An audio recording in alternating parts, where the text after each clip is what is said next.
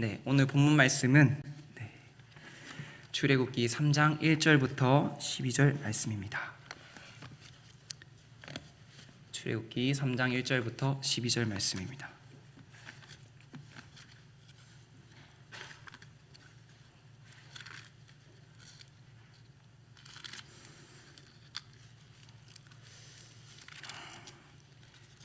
다 찾으신 줄로 알고 저와 한 절씩 교독하시도록 하겠습니다.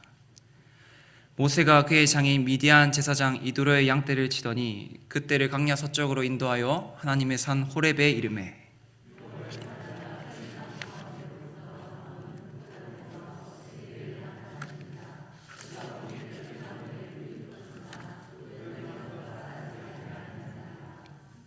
이에 모세가 이르되 내가 돌이켜 가서 이 큰 광경을 보리라. 떨기나무가 어찌하여 타지 아니하는고 하니 그때에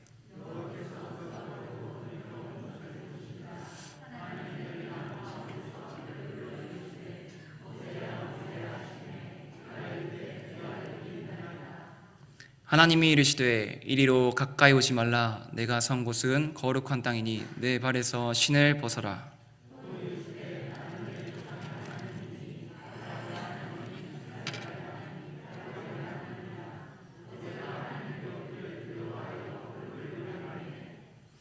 여호와께서 이르시되 내가 애굽에 있는 내 백성의 고통을 분명히 보고 그들이 그들의 감독자로 말미암아 부르짖음을 듣고 그 근심을 알고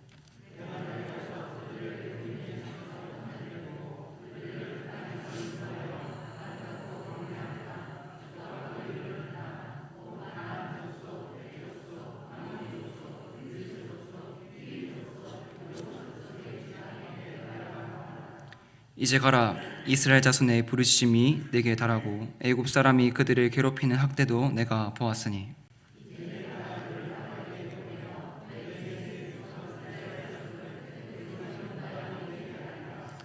모세가 하나님께 아뢰되 내가 누구이기에 바로에게 가며 이스라엘 자손을 애굽에서 인도하여 내리일까? 하나님이 이르시되 내가 반드시 너와 함께 있으리라.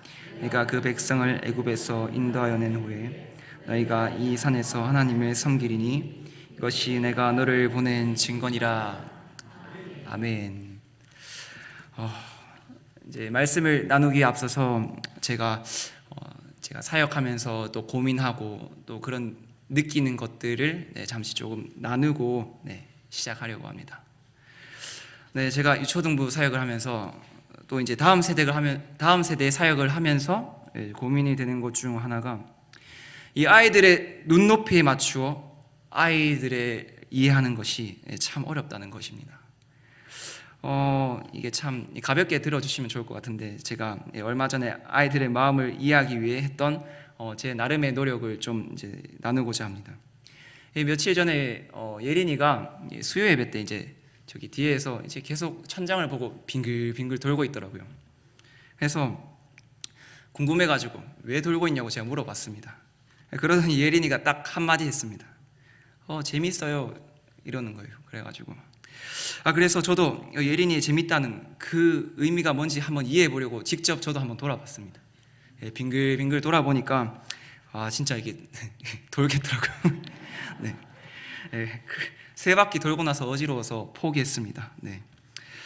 그래서 제가 참 이게 또 작년에는 아이들 이제 졸업여행을 이제 경주월드로 갔었는데 애들이 전도사님 놀이기구 같이 타요 뭐 이렇게 하는 거예요. 그래서 그래 같이 타자 했는데 3개 타고 이제 전 뻗어가지고 그 1시간 동안 의무실에 누워 있었습니다. 얘네들은 왜 이게 재밌다고 하는 거지? 참 이게 이해가 안 되더라고요. 그래도 아이들과 함께 이제 마음을 좀 이제 공감하고 공유하고 싶어서 이제 그렇게 했는데 근데 참 이게 아이들을 이해하는 것이 참 쉽지 않았습니다. 또 이제 여름에는 또 아이들과 물총 싸움도 하고 또 이제 겨울에는 눈싸움도 하면서 또 이게 아이들과 이제 가까이 또 아이들을 경험해보고 또 아이들을 이해하고 아이들의 눈높이에 맞춰서 이제 그렇게 해보려고 이제 제 딴에는 이제 노력하지만 참 아이들의 눈높이에 맞추어서 아이들을 이해한다는 것이 참 어렵다라는 게 참 많이 느껴집니다.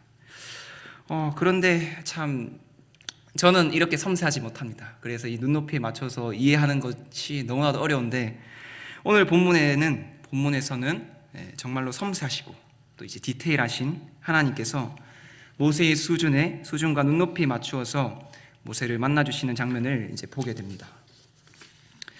오늘 본문 출애굽기 3장에서는 모세와 하나님의 첫 만남의 이야기를 담고 있습니다.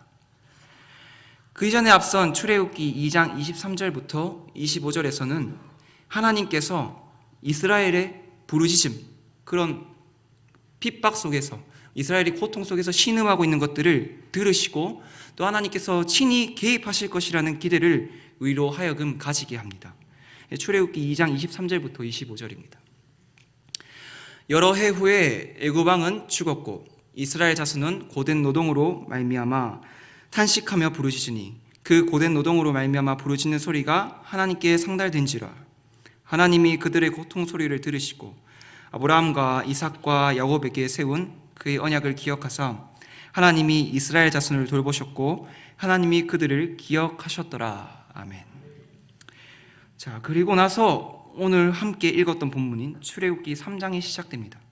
이 앞선 2장 말미에서 하나님께서 개입하실 것이라는 기대감을 성경을 읽는 우리 가운데 그러한 기대를 주고 있습니다. 근데 그러한 기대와 대비되게 3장 1절 이하의 내용은 어찌 보면 너무 허무하게 느껴집니다. 3장 1절에서는 이렇게 말씀하고 있습니다. 모세가 그 장인 미디안 제사장 이드로의 양무리를 치더니, 출애굽기 앞장에 보면은 하나님께서 모세를 이 구출하신 하나님의 그 섭리, 그 죽음 가운데서 모세를 건져내신 그 섭리, 또 이 모세를 이스라엘 백성의 구원자로서 쓰실 것이라는 그러한 메시지를 곳곳에서 이제 말씀하고 계십니다. 근데 그러한 모세가 갑자기 이제 양을 치고 있는 목자로서 그냥 그렇게 나타나고 있다라는 것입니다. 여기에 등장하는 치더니, 1절에서 양무리를 치더니, 여기서 이제 치더니라는 의미는 원어적으로는 반복적인 동작의 의미를 나타냅니다. 본문은 우리에게 모세가 이드로의 양무리를 치는 일이 그저 어쩌다 한번 경험해 본 일이 아니라 항상 하고 있는 직업이라는 느낌을 주고 있습니다. 모세 그는 40세에 애굽을 도망쳤습니다. 그리고 80세가 되어서 하나님과의 만남을 가지게 됩니다.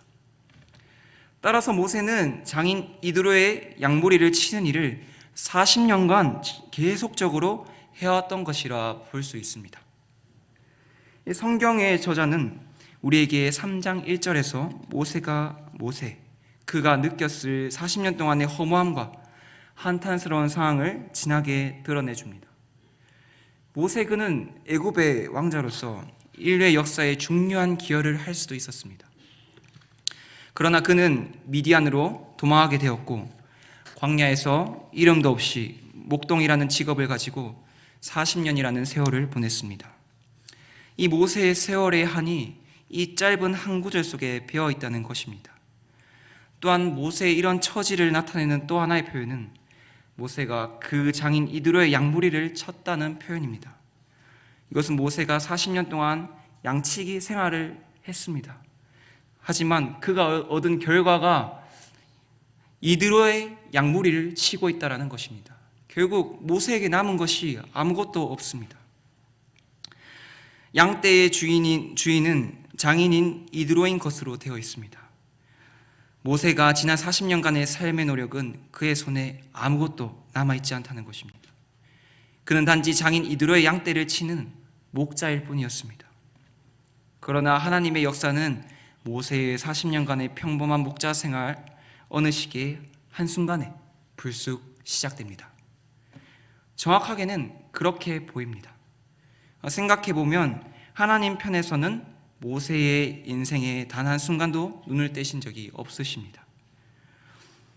애굽 왕의 남아 살해 정책으로 죽을 뻔한 모세를 자신의 백성을 애굽에서 구원하시려고 바로의 딸을 통해서 죽음 가운데서 건지시는 하나님의 섭리와 그리고 그가 애굽 사람을 죽이고 자신의 동족으로부터 이스라엘 민족을 인도하고 다스리는 하나님의 대리자로서 인정을 받기는커녕 살인자로 낙인 찍히며 누가 우리를 다스리는 지도자로 세우느냐 라는 말을 듣게 되는 순간도, 그리고 나서 모세가 바로 왕으로부터 죽임당함을 피하기 위하여 미디안으로 피신하는 것도, 이러한 모세의 모든 삶의 여정을 하나님께서는 주목하시고 그분의 뜻대로 자신의 양과 같은 백성을 인도하시기 위해서 목자로서의 훈련을 모세에게 시키고 계신 것이었습니다.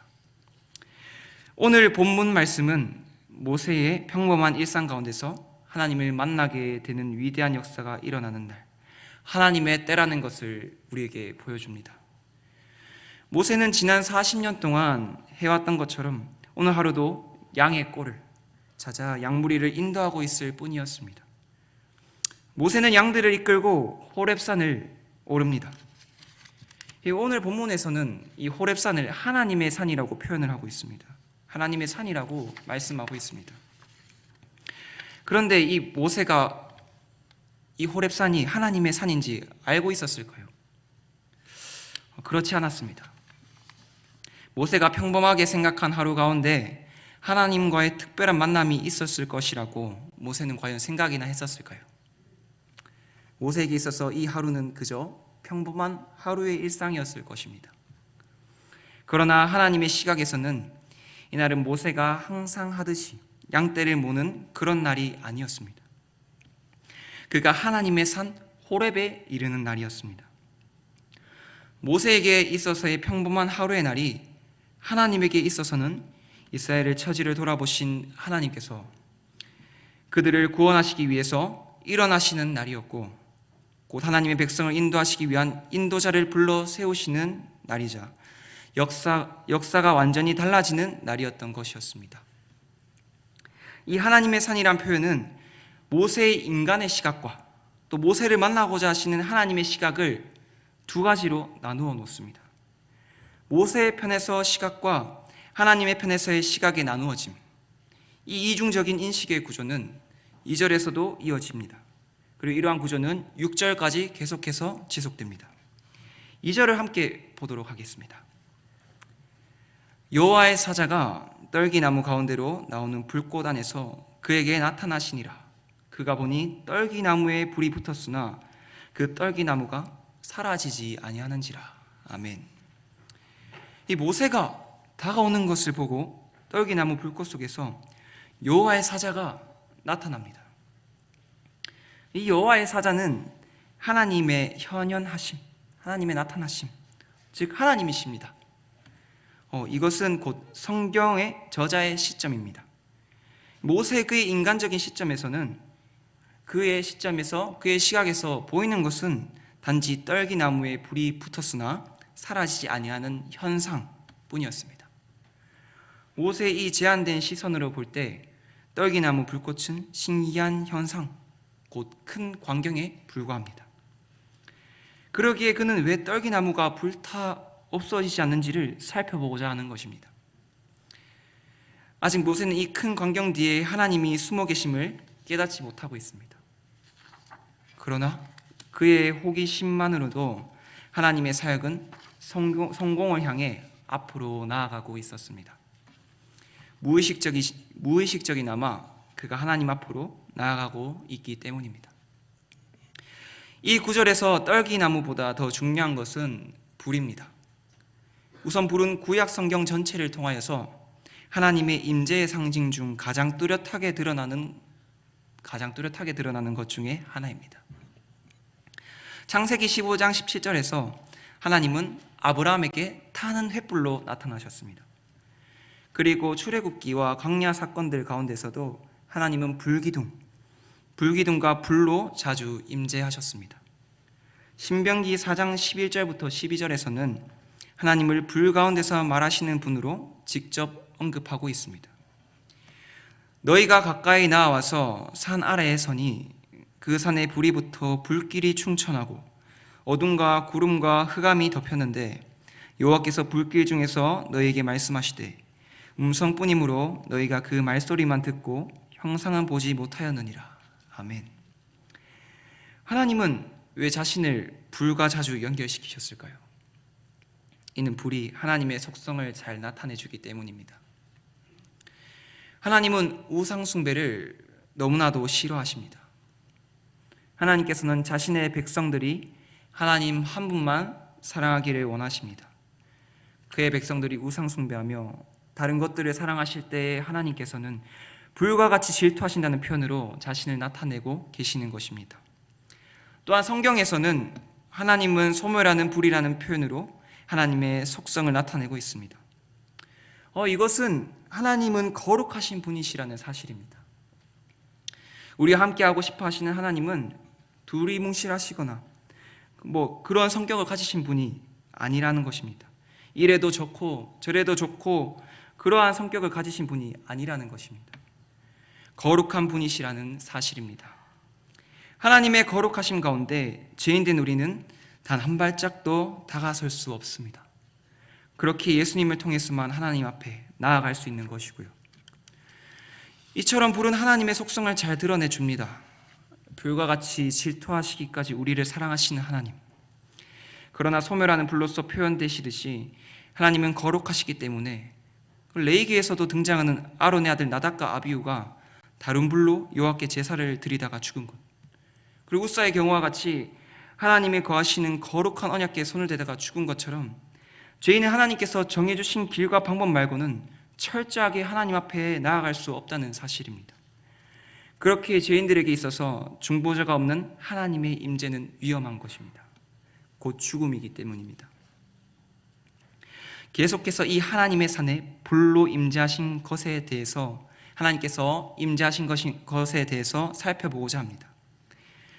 출애굽기는 출애굽기 3장, 이 3장이 출애굽기 19장과 밀접한 관계가 있음을 보여줍니다. 오늘 등장하는 출애굽기 3장에서의 모세의 개인적인 경험은 이스라엘 전체가 이 산에서 하게 될 경험의 전조라는 것입니다. 하나님께서는 출애굽기 19장에서 모세와 이스라엘 백성들에게 장엄한 임재로서 임하시는 것을 볼 수 있습니다. 출애굽기 19장 16절부터 19절 저희 다 같이 한번 찾아서 읽어보도록 하겠습니다. 출애굽기 19장 16절부터 19절 말씀입니다.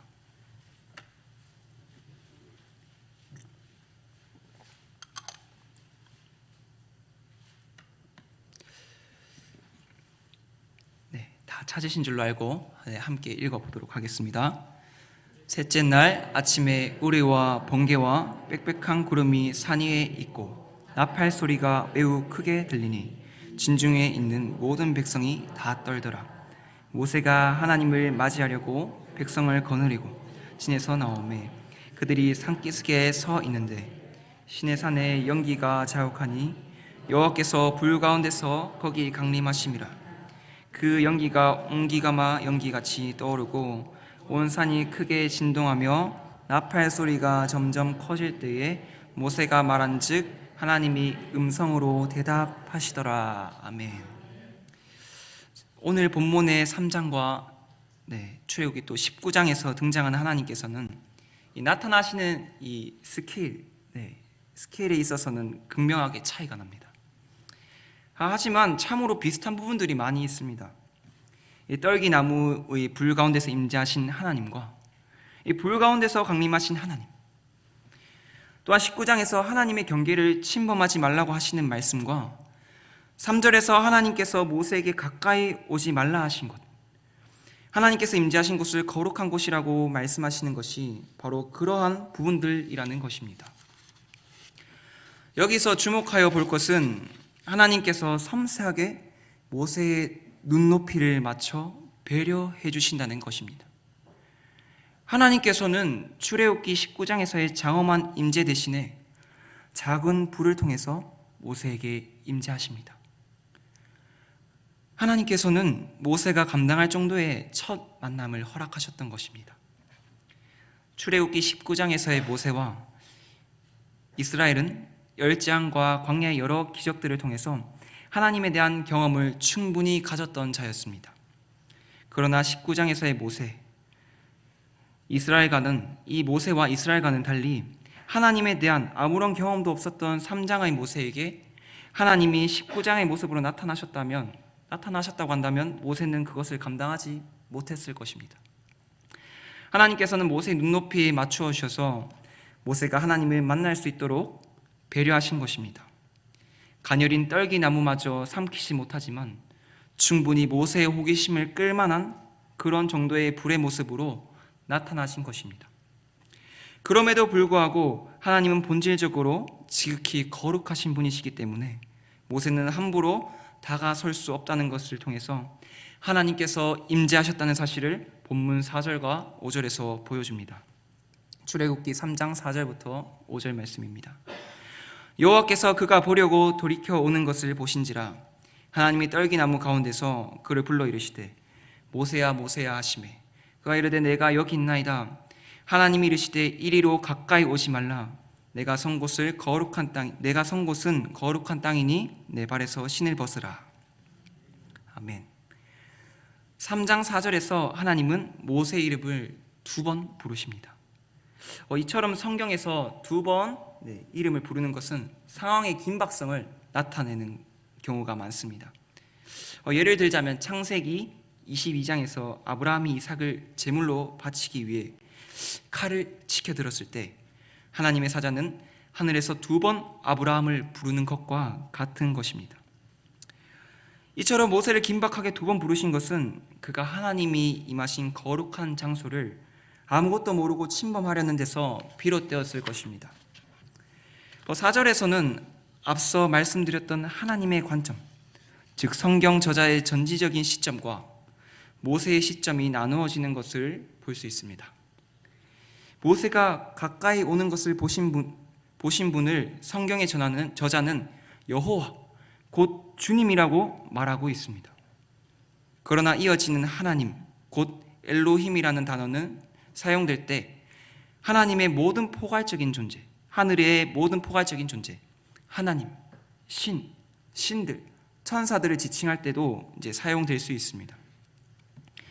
이 성경의 저자가 하나님의 시점에서의 모세를 보신 것과 모세가 하나님의 음성을 들었을 때의 시점을 이런 식으로 구분한 것은 모세는 아직까지 자신이 여호와 하나님과 대면하고 있다는 것을 인지하지 못했다고 볼 수 있는 것입니다.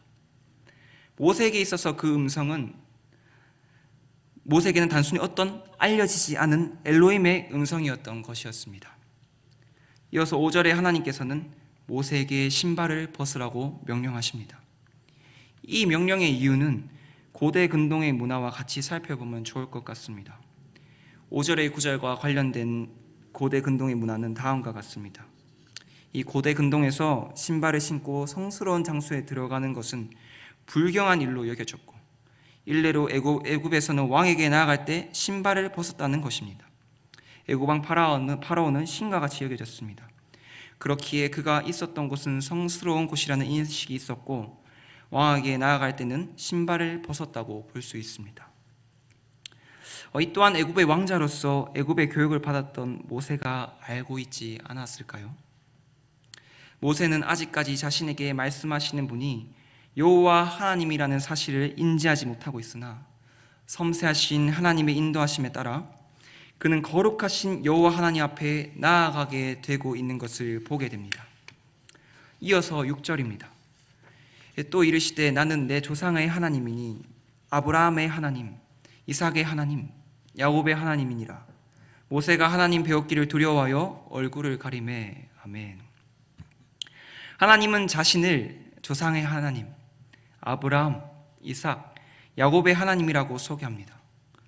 이는 하나님 자신의 뜻을 이루시기 위해 그 조상들과 언약, 약속을 맺으시고 신실하게 지켜 행하신 살아계신 하나님이시라는 것을 모세에게 알려주고 있다는 것입니다.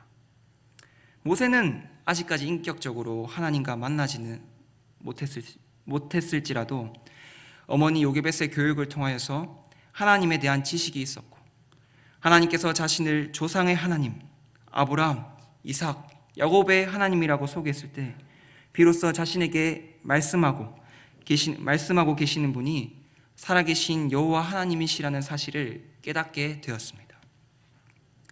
드디어 모세는 하나님의 때에 하나님의 계획하심 속에서 여호와 하나님을 만납니다. 모세에게 있어서는 40년 중에 그저 평범한 하루의 날에 양을 치기 위해 호렙산으로 올라갑니다. 거기에서 떨기나무에 붙은 불의 신기한 현상, 그 현상 가운데 나아가게 됩니다. 그곳 가운데서 모세는 하나님의 섬세하신 배려, 그 배려 가운데서 하나님과의 첫 만남을 가지게 된 것입니다. 그러나 이 모든 것이 하나님의 철저하신 계획과 뜻 가운데 이루어졌으며 모세의 평범한 일상의 하루가 하나님 나라 역사에 있어서 특별한 날이 되었고 모세에게 있어서도 하나님과 첫 만남을 가진 특별한 날이 되었던 것입니다. 이 모세는 하나님과 만났습니다. 그런데 6절의 말씀을 듣고 나서 하나님을 만나고 있다는 것을 인지한 모세가 하나님을 만났을 때의 반응은 하나님을 배웠기를 두려워하여 얼굴을 가렸던 것이었습니다. 이것은 거룩하신 하나님을 대면하는 죄인된 인간의 본질적인 반응인 것입니다. 이와 같은 반응을 이사야 선지자를 통하여서도 볼 수 있습니다. 이사야서 6장 3절부터 5절 말씀입니다. 서로 불러 이르되 거룩하다 거룩하다 거룩하다 만군의 여호와여 그의 영광이 온 땅에 충만하도다 하더라. 이같이 화답하는 자의 소리로 말미암아 문지방의 터가 요동하며 성전의 연기가 충만한지라. 그때에 내가 말하되 화로다 나여 망하게 되었도다. 나는 입술이 부정한 사람이요 나는 입술이 부정한 백성 중에 거주하면서 만군의 여호와이신 왕을 배웠음이로다 하였더라. 아멘. 이러한 반응들이 이제 모세가 드디어 하나님을 만났다는 증거입니다. 하나님께서는 미디아 광야에서 긴 세월 동안 양을 치고 있는 모세를 만나 주셨습니다. 그리고 하나님께서는 모세에게 그의 백성이 하나님을 대적하는 세상의 대표격인 애굽으로부터 압제당하고 핍박당하며 고통당하는 것을 보았고 그 가운데 부르짖고 있는 것을 들었으며 친히 오셔서 애굽 가운데서 그들을 구원하시겠다고 말씀하십니다. 7절과 8절을 살펴보도록 하겠습니다. 여호와께서 이르시되 내가 애굽에 있는 내 백성의 고통을 분명히 보고 그들의 감독자로 말미암아 부르짖음을 듣고 그 근심을 알고 내가 내려가서 그들을 애굽인의 손에서 건져내고 그들을 그 땅에서 인도하여 아름답고 광대한 땅, 젖과 꿀이 흐르는 땅, 곧 가나안 족속, 헷 족속, 아모리 족속, 브리스 족속, 히위 족속, 여부스 족속의 지방에 데려가려 하노라. 아멘. 하나님께서는 자신의 백성의 고통을 분명히 보았다고 표현하십니다.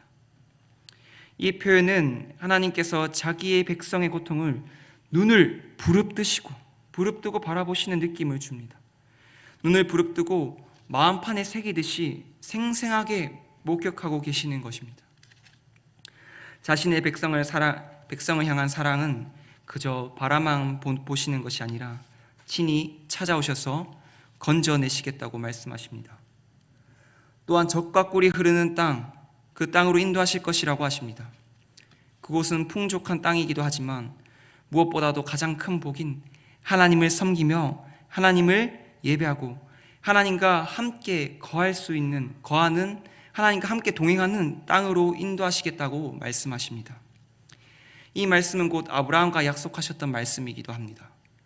창세기 15장 13절부터 14절입니다. 여호와께서 아브라함에게 이르시되 너는 반드시 알라.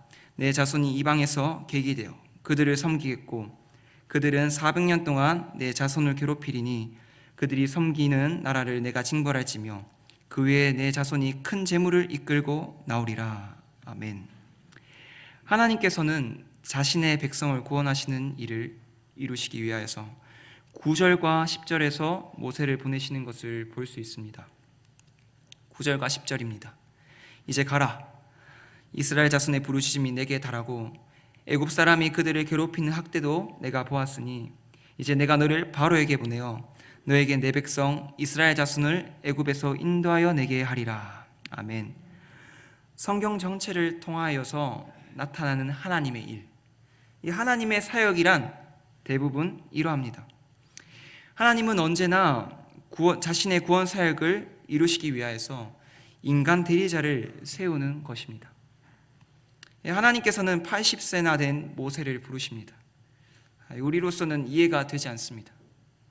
이 80세나 된 할아버지가 뭘 할 수 있을지 의심부터 갑니다. 그러나 모세는 하나님의 섭리를 인지하지 못하고 있었을지라도 하나님께서는 자신의 구원 사역을 위해서 모세를 준비시키시고 연단시키십니다. 애굽의 학문이란 칼과 광야의 낮아짐이란 칼집이 잘 어우러진 지도자로서 준비시키신 것입니다. 하나님께서는 자신의 때에 알맞게 준비된 모세를 부르십니다. 그런데 11절에서요, 모세의 반응은 모세의 지난 시절 자신의 아픔을 드러내고 있음을 보여줍니다. 모세가 하나님께 아뢰되 내가 누구에게 바로에게 가며 이스라엘 자손을 애굽에서 인도하여 내리이까? 모세는 하나님께 내가 누구에게 그런 일들을 감당합니까? 라고 말합니다. 이전에 모세는 자신의 동족이 압제받는 것을 보고 그들을 구하려고 하였습니다. 도리어 그 동족으로부터 구하려고 하였지만 도리어 그 동족으로부터 누가 너를 다스리는 지도자, 재판관으로 세웠느냐며 비난을 받았습니다. 그는 자신의 동족에게 도움을 주려다가 되려 미디안 광야로 도망쳐서 숨어 지내야 했습니다. 애굽 왕자로 편히 살 수도 있었습니다. 편히 살 수도 있었지만 자기 백성을 위해 나섰던 모세를 잘못했다고는 볼 수 없습니다. 그럼에도 불구하고 하나님의 때가 아직 이르지 않았습니다. 하나님의 편에서 모세에게는 인내와 훈련의 시간이 필요했던 것이었습니다. 모세는 광야에서 얻게 된 자신의 아들의 이름을 게르솜이라고 짓습니다. 이 의미는 내가 타국에서 나그네가 되었다라는 의미입니다. 이 어떤 아버지가 아들의 이름을 나그네라고 짓고 싶을까요? 그만큼 모세는 광야에서의 생활 가운데 쓰라림을 안고 살았던 것 같습니다. 2장에서 모세가 자신의 동족으로부터 꺾였던 아픔과 애굽 왕자로서 모든 것을 누렸던 그가 한순간에 광야로 도망가게 되며 미디안 광야에서의 삶 가운데서 안고 있었던 쓰라림과 아픔이 본문의 11절의 말씀 가운데서 네가 누군데 이스라엘 백성을 애굽에서 하나님의 백성들을 내가 누군데 이스라엘 백성을 애굽에서 하나님의 백성들을 인도할 일을 감당할 수 있느냐는 반응으로 나타난 것입니다. 이러한 하나님의 부르심에 대한 거부, 받아들일 준비가 안 된 모세에게 하나님께서는 12절 말씀에서 약속을 해주십니다. 하나님이 이르시되 내가 반드시 너와 함께 있으리라. 내가 그 백성을 애굽에서 인도하여 낸 후에 너희가 이 산에서 하나님을 섬기리니 이것이 내가 너를 보낸 증거니라. 아멘. 모세는 하나님의 부르심 가운데 두려움도 있었을 것입니다. 자신의 동족으로부터 네가 누군데? 누가 널 지도자, 재판관으로, 우리의 지도자로, 재판관으로 세웠냐? 라는 말 가운데서 이 가운데서 받았던 모세의 아픔, 그 가운데서 하나님께서는 모세에게 내가 반드시 너와 함께 있으리라고 말씀하십니다. 하나님께서는 자신의 동족으로부터 모세가 무너졌던 그곳 가운데서 일으키시고자 하셨습니다. 회복시키시고자 하셨습니다. 모세가 누구인가가 중요한 것이 아닙니다. 이 사명을 모세에게 맡겨주시고 이루시기로 작정하신 하나님께서 함께 하시는 것이 중요한 것이었습니다.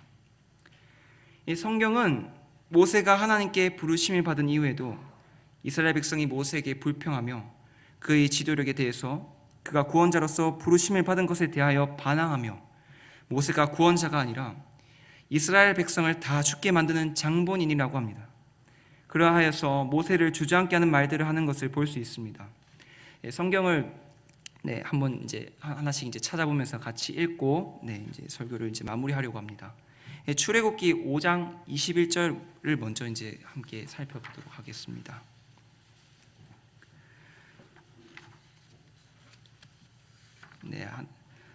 하나씩 찾아서 살펴볼 건데요.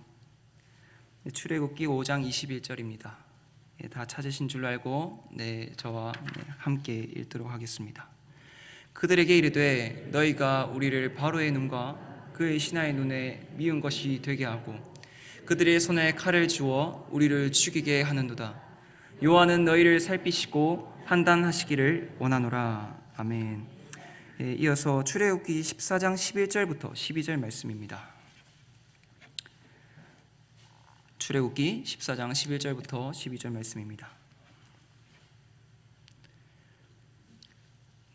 함께 읽도록 하겠습니다. 그들이 또 모세에게 이르되 애굽에 매장지가 없어서 당신이 우리를 이끌어내어 이 광야에서 죽게 하느냐? 어찌하여 당신이 우리를 애굽에서 이끌어내어 우리에게 이같이 하느냐? 우리가 애굽에서 당신에게 이른 말이 이것이 아니냐. 이르기를 우리를 내버려 두라. 우리가 애굽 사람을 섬길 것이라 하지 아니하더냐. 애굽 사람을 섬기는 것이 광야에서 죽는 것보다 낫겠노라. 아멘. 출애굽기 16장 2절부터 또 3절입니다.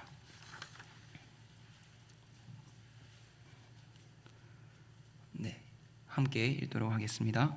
이스라엘 자손 온 회중이 그 광야에서 모세와 아론을 원망하여 이르되 이스라엘 자손이 그들에게 이르되 우리가 애굽 땅에서 고기 가마 곁에 앉아 있었을 때와 떡을 배불리 먹던 때에 여호와의 손에 죽었더라면 좋았을 것을 너희가 이 광야로 우리를 인도해 내어 이 온 회중이 주려 죽게 하는도다. 아멘. 네, 마지막으로 출애굽기 17장 2절부터 3절 말씀입니다. 네, 함께 읽도록 하겠습니다. 백성이 모세와 다투어 이르되 우리에게 물을 주어 마시게 하라. 모세가 그들에게 이르되 너희가 어찌하여 나와 다투느냐. 내가 어찌하여 여호와를 시험하느냐. 거기서 백성이 목이 말라 물을 찾으매 그들이 모세에게 대하여 원망하여 이르되 당신이 어찌하여 우리를 애굽에서 인도해 내어서 우리와 우리 자녀와 우리 가축이 목말라 죽게 하느냐. 아멘. 참 이 가운데서 모세는 절망 가운데 주저앉고 싶고 포기하고 싶지만 하나님을 찾습니다. 그리고 모세는 말씀하시고 친히 이루시는 하나님을 경험함으로써 하나님이 모세와 함께 하시겠다고 하신 약속을 누립니다. 하나님의 함께 하심이 모세를 친히 이끌고 가시는 것입니다. 하나님의 함께 하심이 무너질 것만 같은 모세를 일으켜 세우시는 것입니다. 제 경험을 잠시나마 나누려고 합니다. 잘 아시는 분들도 계시고 모르시는 분들도 계실 텐데 저는 이제 중학교 고등학교 시절 이제 축구라는 운동에만 이제 매진하면서 이제 꿈을 향해서 이제 매일을 살아갔습니다. 그러다 보니 이제 주말에도 대회 그리고 경기가 있었고 주일을 지키는 것이 어려웠었습니다. 그리고 주일이 또 이제 제 인생에 있어서 그렇게 중요하다고 생각하지는 못했습니다. 그때 당시에 오로지 축구로 성공하고 싶다는 생각밖에 없었던 것 같습니다. 그랬기에 저는 참 독하게 살았던 것 같습니다. 고등학교 때를 되돌아보면 하루에 2단 뛰기를 쉬지 않고 이제 1000개씩 돌렸던 것 같습니다. 그래서 이제 줄넘기가 이제 갈려가지고 끊어지는 것을 보면서 이제 희열을 느끼곤 했습니다. 지금 생각해보면 마음 한켠에 말로 다 표현할 수 없는 아픔이 자리 잡고 있었고 운동하면서 그런 것들을 잊으려고 이제 노력했던 것 같습니다.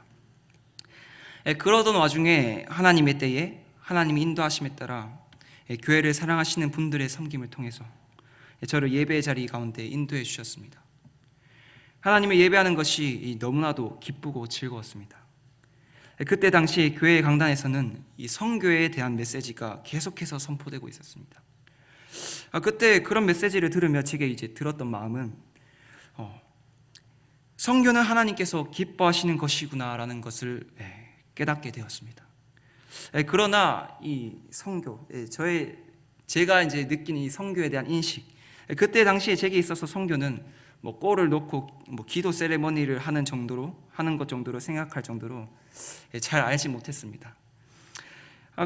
근데 이게 하나님께서 기뻐하시는 것이라기에 그때부터 이제 저녁마다 기숙사 이제 남들이 다 이제 잘 때 기숙사 옥상에서 혼자 기도하면서 하나님 성교가 하나님께서 기뻐하시는 거라고 하던데 저도 선교사로 살게 해주십시오. 그렇게 기도했던 기억이 납니다. 못 모르고 기도했던 제게 하나님께서는 예배 시간에 사람을 통해서 하나님께서 제 기도를 듣고 계신다는 것을 깨닫게 해주셨습니다. 제가 했던 기도의 내용이 그대로 그분의 입술을 통하여서 제 귀에 들렸던 경험은 아직도 잊을 수가 없습니다. 하나님께서는 저의 무지함과 수준에 맞추어 주셔서 하나님께서 제 기도를 들으시는 분이라는 사실을 깨닫게 해주셨던 것이죠. 그리고 하나님께서 제 인생 가운데 함께하고 계심을 더욱 깊이 누리고 경험함으로써 부족하나 믿음이 조금씩 자라갔습니다. 그리고 저를 만나주신 하나님은 지금도 함께 계시며 제 삶을 인도해 가고 계시는 하나님이심을 고백할 수가 있는 것입니다. 이제 설교를 마무리하고자 합니다. 오늘 본문에서는 하나님과 모세의 만남을 볼 수 있습니다. 모세에게 있어서는 평범한 하루였습니다. 그러나 하나님 나라의 역사에 있어서는 특별하고도 비범한 하루였습니다. 그는 아프고 쓰라림을 안고 40년이라는 세월을 미디안 광야에서 목동으로 보낸 것입니다. 그러나 이 평범한 가운데 흘러갔던 40년이라는 세월은 하나님 앞에서의 훈련의 시간이었습니다. 그리고 오늘 본문에서 나타나듯이 하나님의 때에 모세를 만나 주십니다.